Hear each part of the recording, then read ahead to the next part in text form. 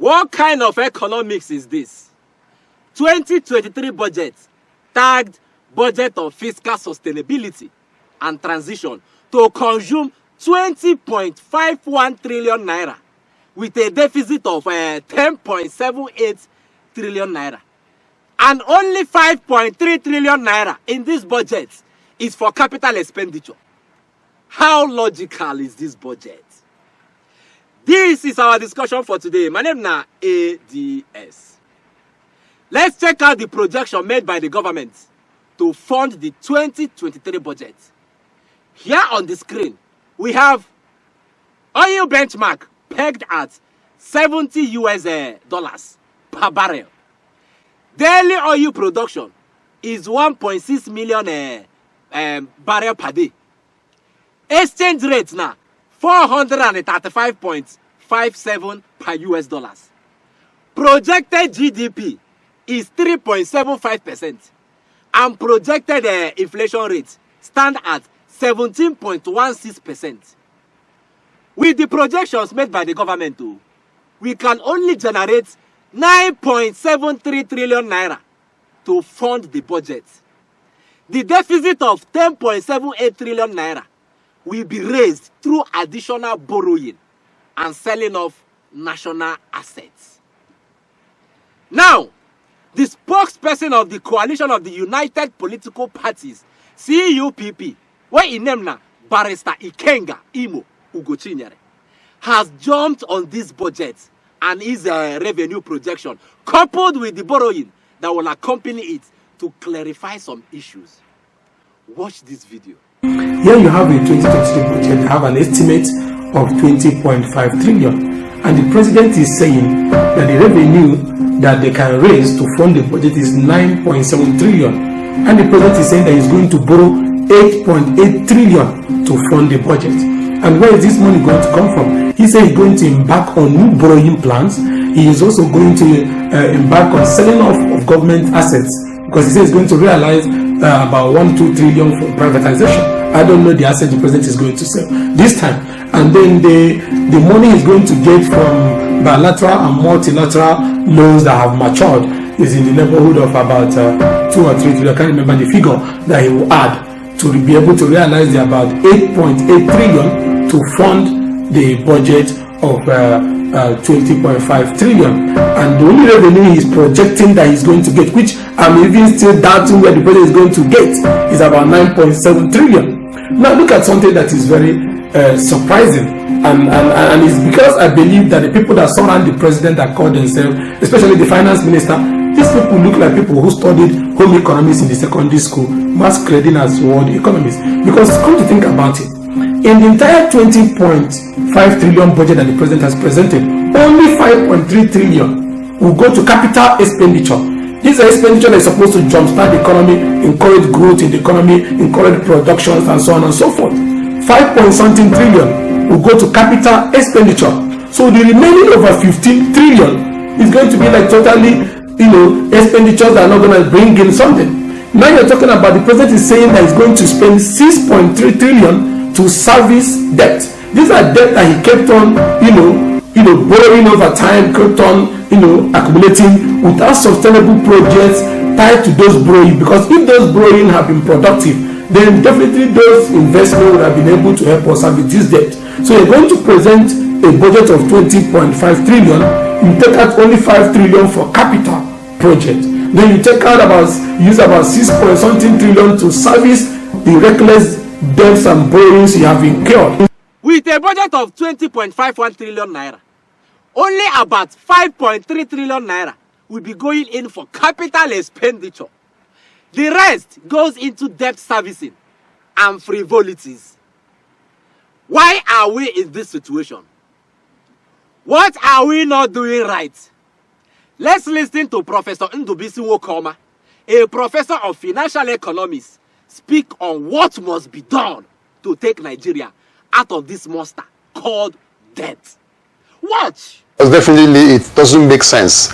And I think the critical area that government needs to look at, which they have been talking about, they have not been able to act on it, is the area of cutting the cost of governance.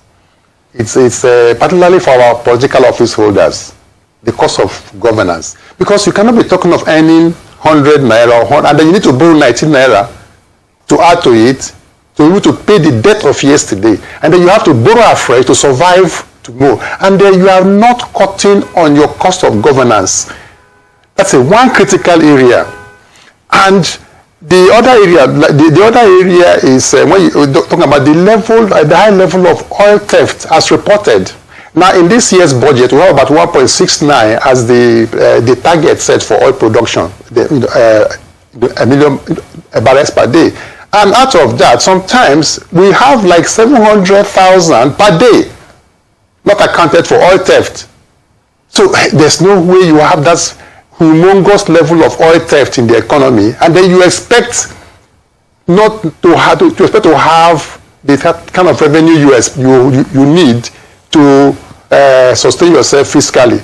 So the level of oil theft is humongous, and I don't know why that should happen.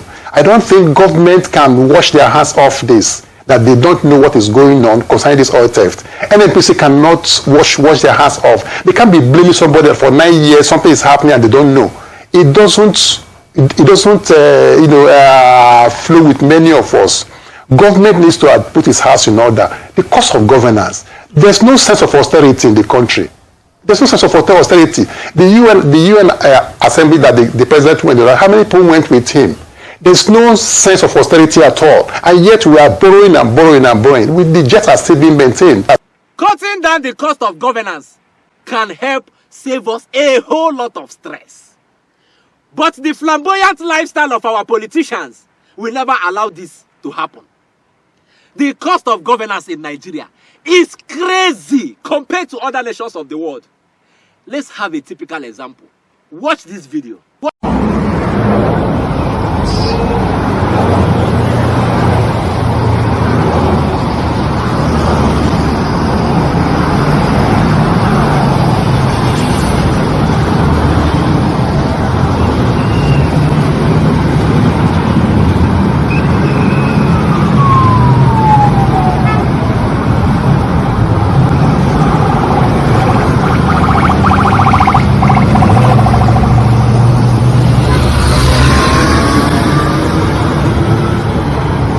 That is the convoy of the Imo State Governor, Senator Hope Uzodimma. Almost 50 cars following just a governor. All will be fueled and maintained over time. Oh. How about the money used in purchasing all of those cars? What does he intend to achieve with this frivolous convoy? The worst of it all is that the cost of maintaining this lifestyle rubs off on our debts as a nation. Now, hear the presidential candidate of the Labour Party, Mr. Peter Obi, speak on this same issue. Watch. The average government house have about 25 jeeps. Today's price is about 35 to 40 million.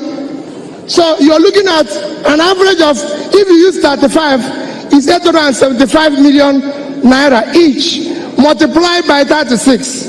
Again, if you reduce it from 25 to 8, you save about 15 billion.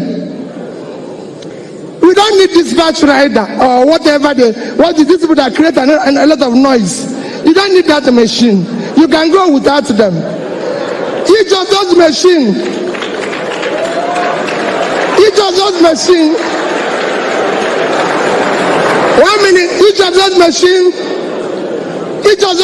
cost about 12 to 15 million naira. And I can tell you, most states have about 6, 7, 8 of them. If we do away with them, you will find out that it's at another savings of probably 3 billion naira. Traveling. 1 minute. Traveling. Every government house or governor can tell you the number of traveling budgets, logistics, they call it all sorts of name, is almost 500 to 600 million. I believe you can do with, if you times again 600 times 36, I believe you can do all your travels for a third of that. You save 115. So if you look at what I've showed you now, you're going to save over 1 trillion. And I can tell you it is practical. People who say to me, Peter, how is this possible? How is it not possible? My dear, I was the governor. Why are we doing this to ourselves now? Call down the cost of governance in this country and watch most people vacate politics for life. The only thing that attracts most Nigerians to politics is money and not necessarily power. Call down the cost of governance today and the political space will be empty. I'm telling you. Finally, Professor Wokoma also stressed on the issue of oil theft. Today, our crude oil is almost 80% stolen, and the government can't say they are not aware of those involved in oil theft. It's not possible. Just last week, an illegal pipeline running 4 kilometers to the sea with a loading port was discovered by the private security hired by NNPC, headed by Tompolo. That pipeline has been in operation for 9 years, stealing from the Nigerian people for 9 good years. NNPC not aware, federal government not aware. The ships that come to carry our stolen commonwealth, how do they bypass the security agencies? What is really going on? Now we are faced with a budget of 20.51 trillion naira with a deficit of 10.78 trillion naira. In fact, more than half of the money now be the deficit, of which part of this deficit will be borrowed to finance this budget. Only in Nigeria. At this point, you do not need any angel or demon to tell you that Nigeria is in serious trouble. Please, get your PVC radio. We need to change this country for good come 2023. As soon as possible, when they hear me so, get your PVC ready. Vote wise, vote right. I will see you again. Also, all our social media channels showing on your screen right now. Until I see you again, my name is ADS. Signing out.